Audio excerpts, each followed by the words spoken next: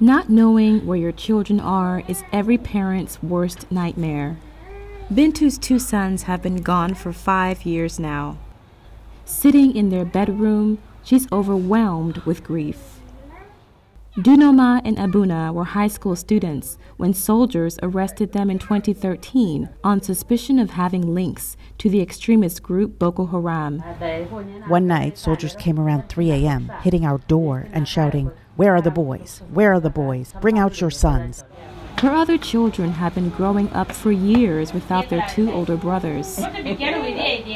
Local activist Hamsatu Alamin has been hearing stories similar to Bintu's of women whose husbands and sons have been detained for years. So she's created a network to help them.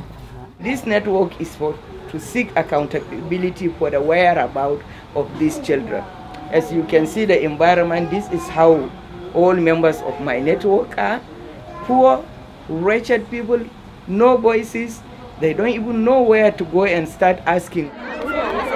More than 1,000 women have now come together. In this refugee camp, they share their stories. And they're active. Earlier this year, they wrote an open letter to President Muhammadu Buhari, begging to be reunited with their sons and husbands, whom they say have no ties to Boko Haram. Some of them could be caught up in Nigeria's notoriously slow legal system. This month, Human Rights Watch denounced the trials of Boko Haram suspects as flawed by legal shortcomings. While the case seen here is not Boko Haram related, this court has handled the largest number of such cases in the region. When you go through it, you realize that definitely they have a reason. They have reasons to be brought here. But then this is always common, not here in Nigeria, everywhere. People talk of abuse of human rights. It is not the courts that are at fault.